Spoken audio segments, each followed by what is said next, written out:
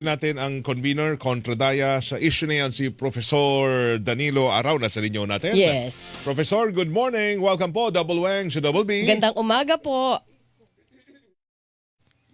Ayan na, nawala. Remote si sir. Oo. Remote, okay. Remote one. Yan. Professor, good morning. Hello. Yan. Yes, good Ayun. morning. Narinig na po ba ako? Ayan, narinig na klaro po namin kayo. Thank you. Ah, Yan. okay po. Kitang-kita namin ho kayo. Salamat sa oras. Professor, eto na. gusto namin makuha ang take ninyo sa kontradaya kasi kayo ay mahigpit na nagbabantay, hindi lang tuwing eleksyon, kundi sa lakad ng politika sa bansa natin. Dito sa laman ng House Bill 8389 na approved na on second reading ng mga kongresista. Prof. Opo, ito pong sinasabing consolidated bill, essentially ito rin yung original na ipinasa ni D. at Marcos or Sandro Marcos to be more specific. Kasi nga, gaya ng nabanggit ninyo, hindi na ito katanggap-tanggap noon pa. Bukod sa binanggit ninyo na yung second degree of consanguinity, questionable po para sa amin, ganun din po yung nabanggit ninyo kanina na isang lugar lang. Pero kung may mga kamag-anak ka na tumatakbo within the second degree sa iba't iba pang lugar sa Pilipinas at maging sa national at local level, okay pa rin yun sa di umanong anti-dynasty bill na ipinasa nila. Yung isa pang crucial po rito, yung tinatawag na dynasty succession. Halimbawa, matapos yung termino ng isang kandidato, posible pa rin na yung asawa niya, anak niya, o kung sino mang kamag-anak niya ang papalit sa kanya. So yung succession, tahimik yung dito sa bill na ito. Tapos yung kontradaya, may dalawa pang punto sana na gustong i-raise. Please. Una, yung pakikialam ng mga pamilya, political dynasty sa party list system. Ayaw natin ng sitwasyon na yung party list nominee ay mga magkakamag-anak din yung tumatakbo. Ikalawa, na punto dun sa party list, hindi sila dapat nag-finance ng mga party list group na may mga dami sila na party list nominee, hindi nila kamag-anak, pero sila rin yung nasa likod ng grupong ito. Huling-huli, kailangan din nating idein yung pangailangang kontrolin yung appointive authority ng Pangulo kasi yung mga political dynasty sa appointive positions, nariyan din yan. May mga magkakapatid ka na secretary, undersecretary, assistant secretary at iba pang key government positions na talagang dapat na makontrol din po at makipagbawal yung political dynasty.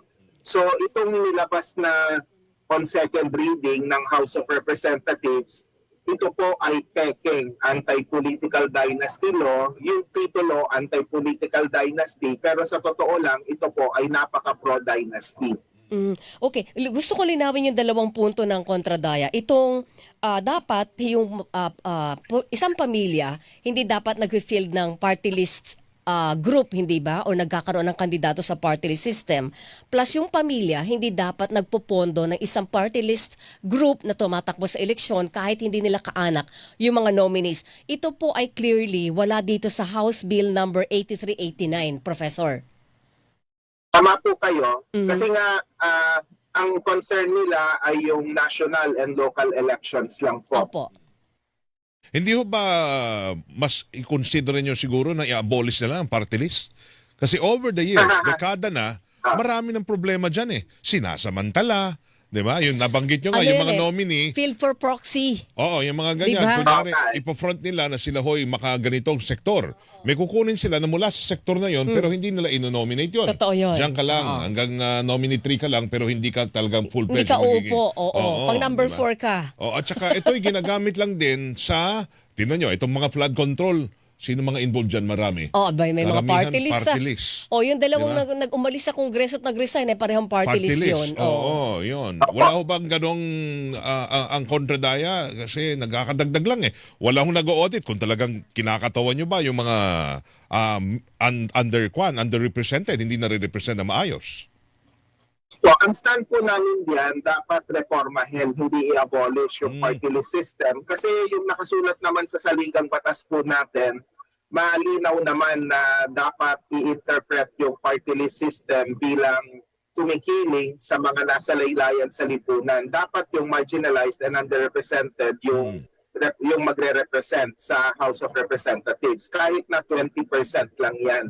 Kaya kami mas kumikiling sa reforma. Ang problema po kasi pag ipapa-abolish natin yung party list system, tuluyan ang mawawala. Mabubura na yung representasyon ng mga marginalized and underrepresented.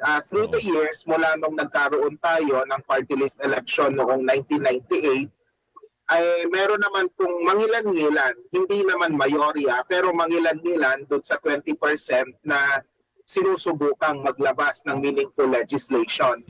Sa amin pong pagsusuri, ang kinakailangan, paano mamamaximize yung mangilan-ngilang party list na ito para sila yung maging nakararami o dominante doon sa 20% na kinakailangan or around 64 na mga kinatawan na pagka sila naging tunay na representative ng marginalized and underrepresented, magiging substantial yung kanilang impluensya sa House of Representatives po. Pero Prof, hindi ba ang mga kongresista ng bawat distrito, syempre lahat ho ng klase ng mga underrepresented nandun din sa kanilang mga distrito, dapat yun pwede nilang atupagin pa yung mga marginalized sector ng bawat distrito. Doon na rin, hindi na ho dinoduplicate pa ng pagkakaroon pa ng party list representative.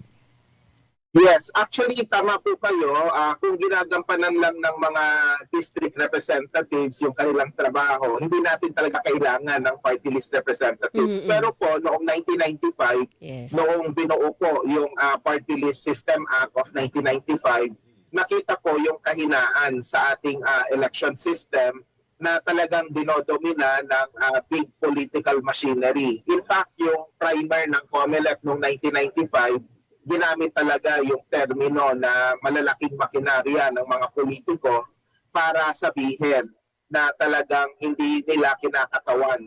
Kumbaga, noong 1995, yung problema ng political dynasty, yung big business interest, nandun na po yan talaga. Kaya, yun yung dahilan bakit sa saligang batas natin noong 1987, so even way back yung Party List System Act of 1995, tiningnan yung posibilidad na magkaroon tayo ng mekanismo for party list or sectoral representation. Bago yung Party List System Act ng 1995, meron ng power yung Pangulo noon na maglaan ng mangilan-ngilang seats for sectoral representatives. Naalala ko noon, merong representative yung kabataan, tapos yung mga PWDs, tapos kababaihan din, tapos for some reason, trivia lang, pinagsama dati yung women tsaka PWDs, so mag-isa na lang siya. So depende sa whim ng Pangulo. Pwede na idaan yun. Sorry po. Pwede na idaan yun sa Magna Carta. May mga Magna Carta na for PWDs, women, di ba? Para well represented sila. At ang kanilang karapatan ay hindi na iitsapwera. Opo, actually magandang suggestion din yan. Kaya lang hindi pa rin ganun ka-substantial yung composition kung idadaan natin sa Magna Carta. Under the Party List System Act, meron tayong 64 or 20% of the composition ng district representatives. Halimbawa lang hypothetical lang, kung idadaan natin sa Magna Carta, una, ma-match kaya yung ganun karami o mas higit pa na numero.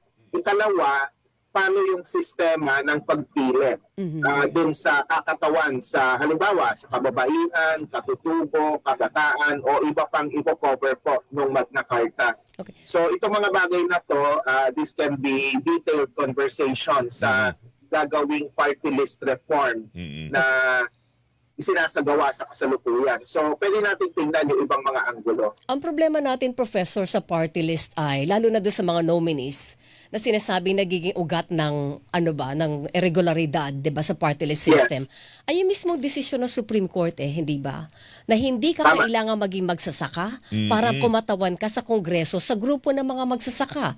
Pwedeng bilyonaryo ka pero may advocacy ka para sa mga security guard, pwede kang umupo bilang nominado ng isang security guard party list. Pwede kang bilyonaryo pero pwede kang kumatawan kung ang advokasya mo ay para sa mga taka-taka boys sa Kongreso. Parang sa atin na mga ordinaryong mamamayan, hindi ka tanggap-tanggap, questionable, pero may desisyon ng Supreme Court doon. Professor. Opo, tama.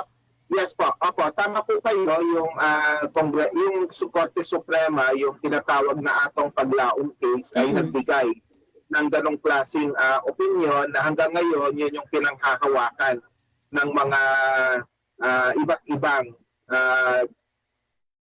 kinatawan sa COMELEC. Yes. Kahit yung mismong chair, ganun yung pagtingin. Sinubukan na po namin i-challenge yan through the years at yung pinaka-recent, yung complaint na ifinayo namin against a certain party list group na sinasabi namin hindi niya kinakatawan yung sinasabing representasyon niya.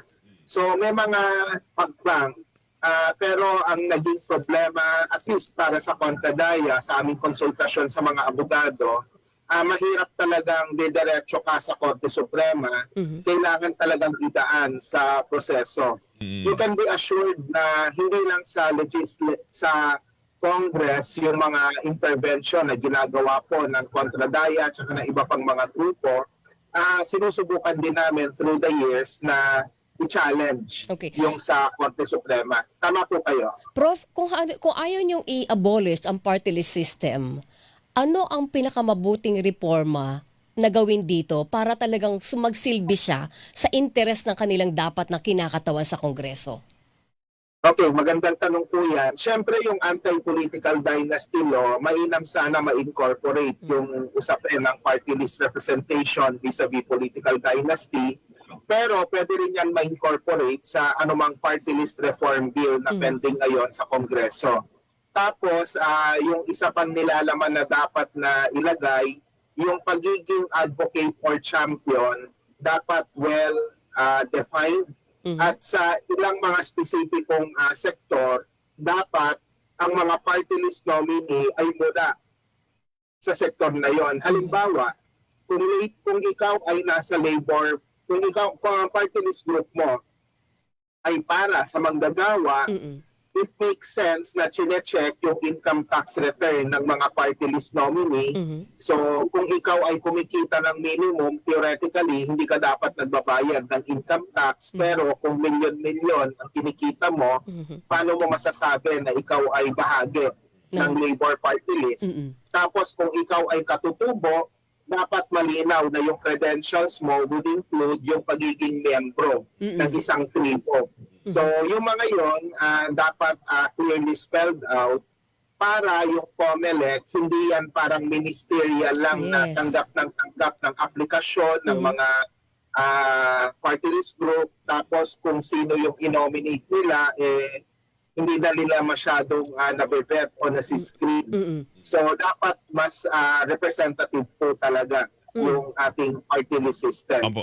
Maliban ho dyan, yung mga dapat nasa sektor talaga ng... Yun nga, sinasabi ni Prof. kanina. Paano ho yung mga party list na talagang nandun lang ho sila, hindi sila kabilang sa sektor, pero nandun, wala man silang titulo na attorney, gano'n.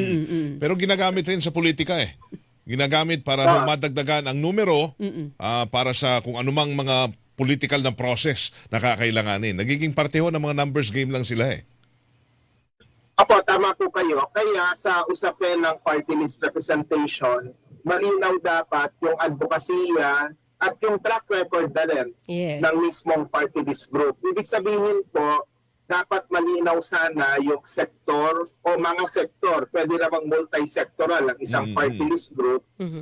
Pero dapat well-defined po sana para ma-cure natin yung sitwasyon na hindi natin alam kung ano nga ba ang ipinaglalaban ng party list na ito.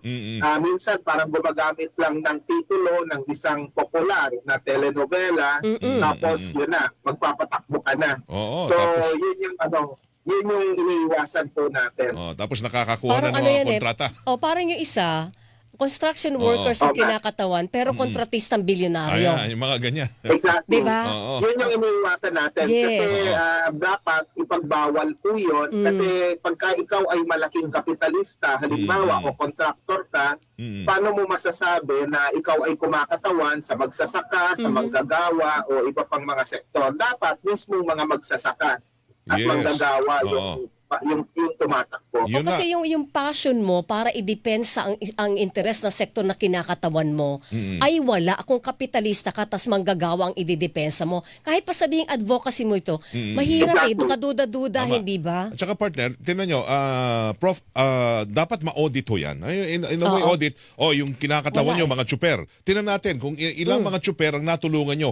Yung tulong, hindi ibig sabihin na, kada taon meron kaming ayuda na Hindi binibigay. yun. Hindi Talagang yun. development ng sektor. Yung talagang yung Oo. chopper mula sa pagiging driver naging operator na siya ngayon. Dumami na ang kanyang mga Opo. unit. Yun siguro pwedeng sabihin talagang kinatawan nyo. Meron kang tinulungan track nyo. record na tumutulong. Oo. Nagpapaangat ng sektor na kinakatawan mo, Oo, di ba? hindi yung kami Hindi yung kailangan kukuha namin ka- pondo para tulungan namin ang mga kababaihan, di Hindi ba? kukuha ka lang ng kontrata ng budget sa Kongreso, ibebenta yan. mo pa yung kontrata, di ba? Diba? Professor Oo, Saklap. Ito lang, balik lang ako Dapat doon may sa audit, ewan ko balik lang paano. ako sa Oo. anti-political dynasty bill. Sinasabi nyo kanina itong inaprubahan sa second reading ng House of Representatives ay peke na anti-political dynasty fake. bill. Ano ang para sa inyo ang lehitimo, legal at katanggap-tanggap na anti-political dynasty law?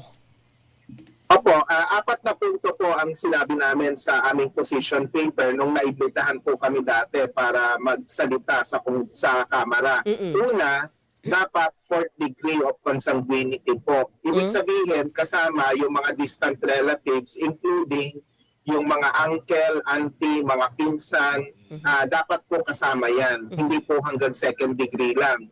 Ikalawa, dapat na malinaw na walang dynasty succession. Ibig sabihin, kapag ikaw ay tapos na yung termino, dapat iba naman yung tatakbo, hindi ka mag-anak mo yung hahalili sa'yo.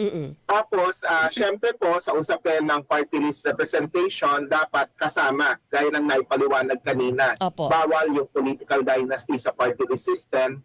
Tapos yung usapin din po ng fourth degree of consanguinity also applies sa mga appointing position, especially po yung appointing power po ng Pangulo. Ibig sabihin nito, balikan ko lang yung binabanggit na kinakalat nila yung interes sa iba't ibang mga lugar. Dapat po bawal yan. Kasi pag sinabi mong up to the fourth degree of consanguinity, ang definition po sana, hindi lang yan national and local, kundi sama-sama na po yan. Hindi po pwede na sa isang lugar ka lang, pero yung ibang mga kamag-anak mo within fourth degree o nasa ibang mga lugar sa Pilipinas at yung iba ay nasa national level pa. Dapat ikaw lang talaga yung kumbaga wala talagang dynasty. Kasi yung nakasulat sa saligang batas prohibit. Oo. Ibig sabihin po, ipagbawal, hindi i-regulate, hindi po i-control. Ipagbawal po talaga. Yun dapat nasa batas na yan, ba't hindi nasusunod Yun po? nga yun Diba? nga di ba? Kasi inuupuan. Ang problema lang natin, Professor, ang ganda nung nilitanya niyo ng apat. Pero kung yun ang susundin, may political dynasty bill ba tayong maipapasa sa Kongreso? Considering na majority ng mga congressmen natin at nandun nakaupo anim ng mga senador ay direktang political dynasty. Okay po. Posible po na gano'n yung pagtingin, pero dapat magpakatotoo yung ating mga kongresista sa Senado at saka sa Kamara na ayaw namin ng tunay na anti-political dynasty bill kasi kontra ito sa aming interes. Magpakatotoo na sila even if they should bear the consequences of such statements. Kasi po, ang problema, kapag hindi natin kukunin at panghahawakan yung maximum na mga demand natin at magkokompromiso lang tayo, para nating sinasabi na katanggap-tanggap yung mga political dynasty basta't may konting control ayon sa kagustuhan ng mga nakatataas sa posisyon. Hindi po ganon. Kasi tayo po ang taong bayan at tayo ang dapat na magtatakda kung ano ang nararapat at kung ano yung dapat na sinusunod sana natin sa ating saligang batas. Okay. Kaya yung public pressure should be there. Parang katulad ng nangyari sa Senado na sinabi ay under attack daw pero hindi pala. Public pressure has partly to do with it na talagang nagbabago ng naratibo ngayon yung ilang mga senador, lalo na yung mga nasa mayorya, kasi nakikita ng mga tao yung outright na pagsisinungaling po ng ilan sa kanila. Alright. Pero yung punto na yan, marami nang nagsasabi na masyadong insensitive ang lahat. Mahirap po na maipit din ho kayo sa sitwasyon na ganon. Ano ano pa na po yung ibig sabihin ninyo na yung insensitive? case sa Senado na sinasabi hindi naman under attack pala eh. Okay. Di ba? Oo. Okay. Yung iba naman pananaw yun ang sinasabi pero pag nandun kayo, feeling niyo naman daw parang talagang may atake. Okay, magandang punto po yan. Nalihis tayo ng konti sa paksa pero kasalanan ko rin naman yan. Yun Pero lang. ang ano pa Sige man, pero tama po kayo na pwedeng sabihin insensitive. Pero yung mga actuations kasi ng ilang mga senador na batay sa kanilang mga nakita sa mga sa media coverage, talagang minsan mas inisip nila yung sarili nilang kapakanan. Bagamat totoo na nung panahon yon, feeling nila sila ay under attack, sila ay mamamatay na, pero dapat naman maging makatotohanan sa mga pahayag. Sabi na isang senador, walang nangumusta, pero may mga resibo na inilabas yung ilang mga senador na naipasa sa media na meron din namang nangumusta kahit papano. Tapos nung time na yon, posible under attack yung pagtingin. Pero di ba dapat binabawi mo or binabago mo yung iyong mga sinasabi mo pag pumasok na yung ilang mga datos na mayorya pala ng putok ay warning shot mula sa security force ng Senado. So how can you say na under attack ka? Kasi so nagiging kwan tayo, masyadong masyadong magulo yung ating politika. A real person can say na sila ay under attack. Ay, sorry akala ko po under attack kami, pero iba pala yung nangyari batay sa datos na to. Yun yung hinihintay na naratibo ng mamamayan Aminin, batay sa mga bagong datos. Hindi yung parang ipagpipilitan mo na hindi under attack talaga kami. I don't care about what they say. I don't care about the new data that came in. Basta under attack kami.